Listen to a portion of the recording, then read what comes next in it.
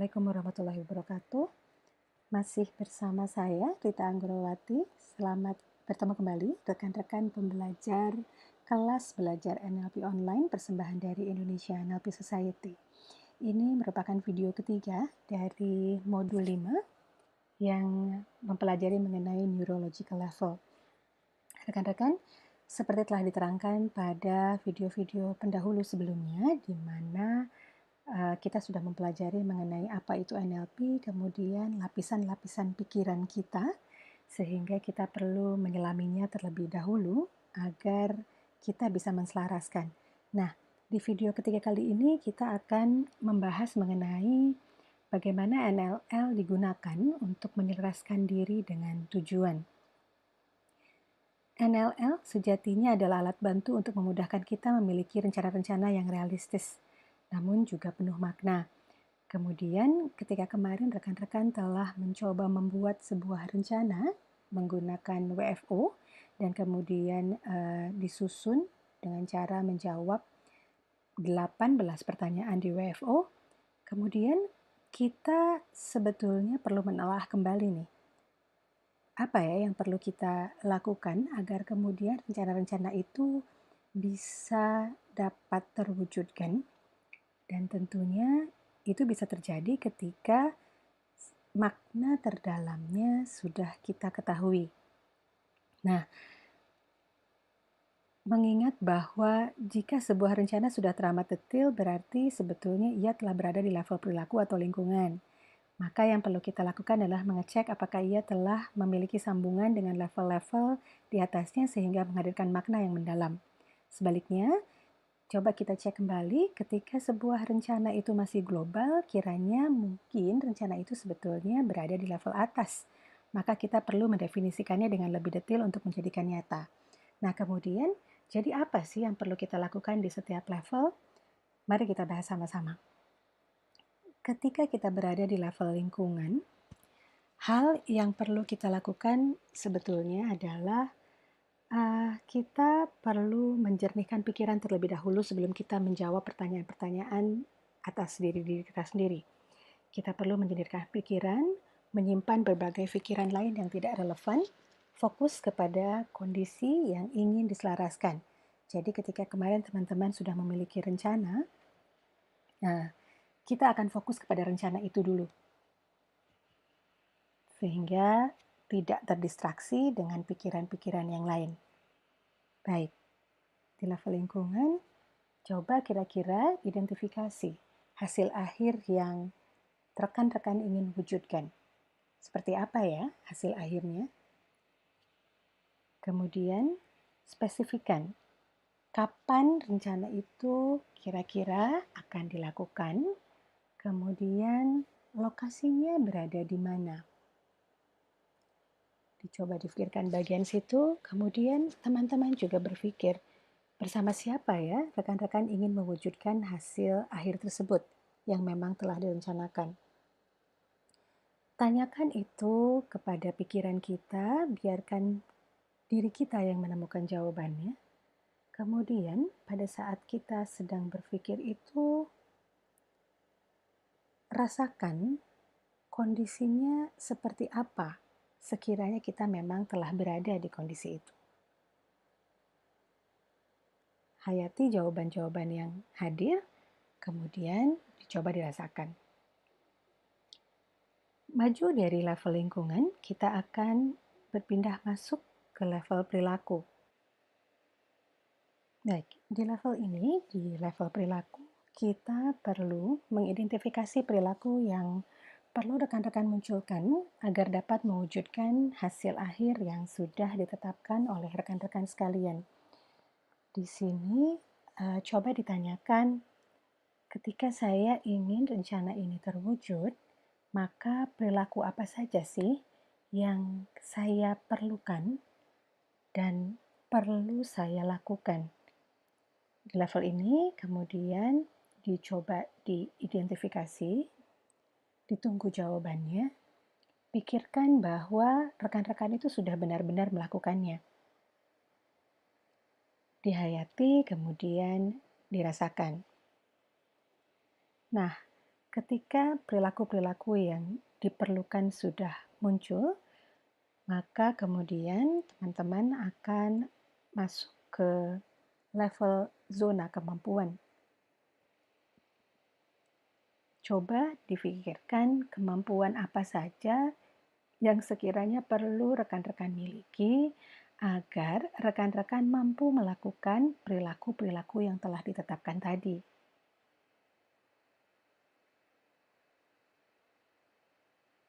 Coba juga difikirkan keterampilan atau skill apa yang rekan-rekan perlukan agar dapat melakukan perilaku tersebut.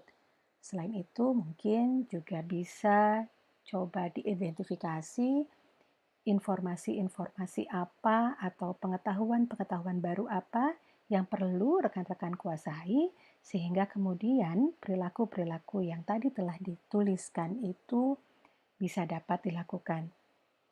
Terakhir, coba diidentifikasi kira-kira state apa ya yang perlu rekan-rekan akses agar dapat melakukan perilaku tersebut.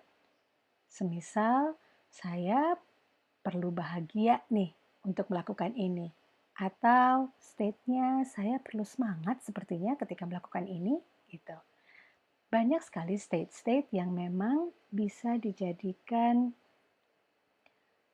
anchor atau sesuatu yang dapat memicu suatu perilaku sehingga perilaku tersebut dapat dilakukan dan kita tahu bahwa kita mampu melakukan itu. Pikirkan bahwa rekan-rekan sedang mempelajarinya dan kemudian perlahan-lahan rekan-rekan sampai kepada tahapan telah terampil melakukan perilaku-perilaku tersebut. Jika sudah, coba dihayati dan dirasakan. Sekiranya saya telah mampu melakukan ini. Kemudian, kita akan masuk kepada zona keyakinan. Ketika tadi kita sudah tahu nih bahwa di mana kita melakukannya, kemudian perilaku-perilaku seperti apa yang diperlukan, kemampuan-kemampuan seperti apa yang kemudian bisa mendukung perilaku-perilaku tersebut, coba dicek kembali mengapa tujuan ini penting bagi saya. Karena sejatinya sesuatu hal itu tidak kunjung dilakukan, sebetulnya bukan karena tidak mampu, tapi kadangkala karena tidak begitu penting, sehingga kita merasa ya nggak apa-apa kalau ditunda-tunda. Nah, coba digali maknanya mengapa tujuan ini penting bagi rekan-rekan sekalian. Kemudian, apa sih ya yang perlu saya pikirkan agar saya dapat memunculkan kemampuan tersebut? Coba diresapi, kira-kira apa? Kemudian, pola pikir seperti apa yang perlu saya miliki agar saya percaya diri dengan kemampuan saya? Silakan rekan-rekan resapi, kemudian hayati pikiran-pikiran yang sekiranya bisa membantu rekan-rekan percaya diri. Kapan ya saatnya saya pernah percaya diri, hadirkan kembali. Baik, jika kemudian jawabannya telah rekan-rekan dapatkan, kita akan masuk ke level yang sedikit jauh lebih tinggi, yaitu di level identitas. Di level ini perenungannya akan jauh lebih dalam lagi karena rekan-rekan akan menggali makna ke dalam diri pribadi, bagaimana kemudian rekan-rekan itu berpikir secara jernih, kemudian bertanya kepada diri, saya perlu melihat diri saya sebagai apa ya? Gitu. Saya tuh selama ini apa? Dalam hubungannya dengan tujuan yang ingin saya wujudkan tadi, apa peran saya di situ? Kemudian, saya perlu melabeli diri saya sebagai apa?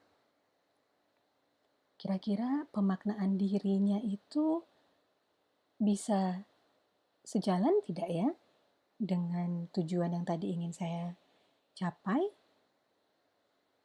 Jika belum, gali lagi. Kalau begitu, saya ini siapa yang sekira-kiranya bisa ada hubungannya dengan tujuan yang sudah ditetapkan.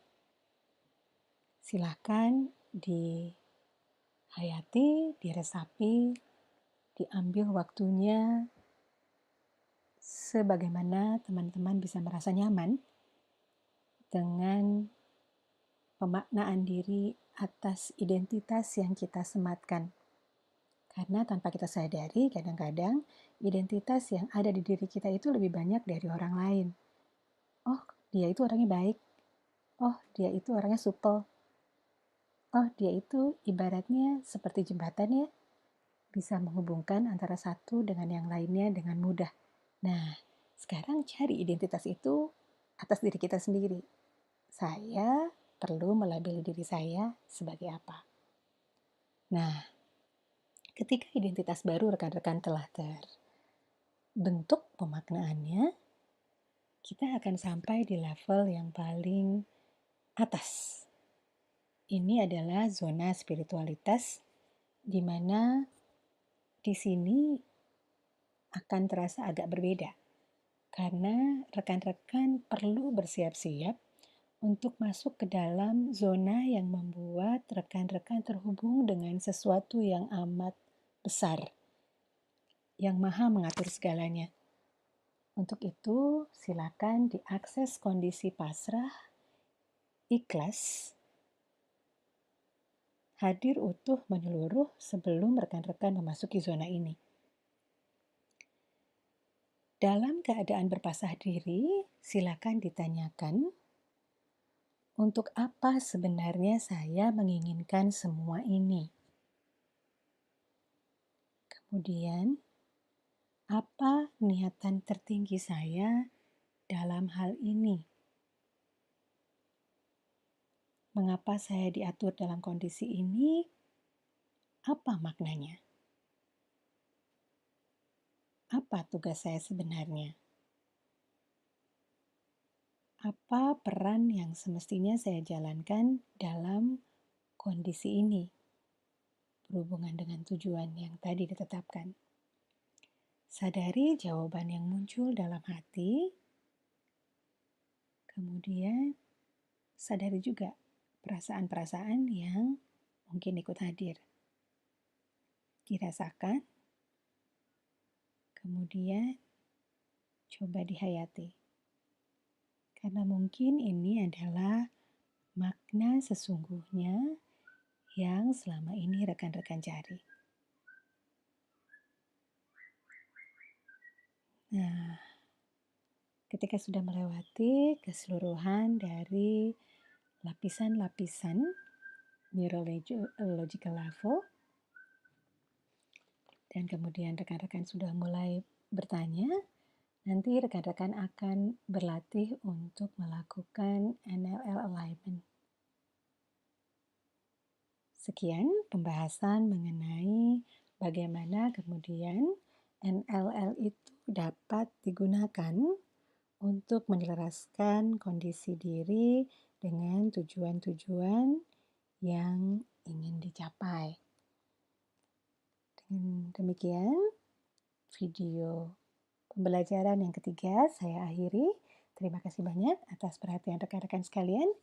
Kita akan bertemu di video terakhir, yaitu video home play untuk latihan teman-teman. Sampai bertemu kembali. Salam dari saya. Wassalamualaikum warahmatullahi wabarakatuh.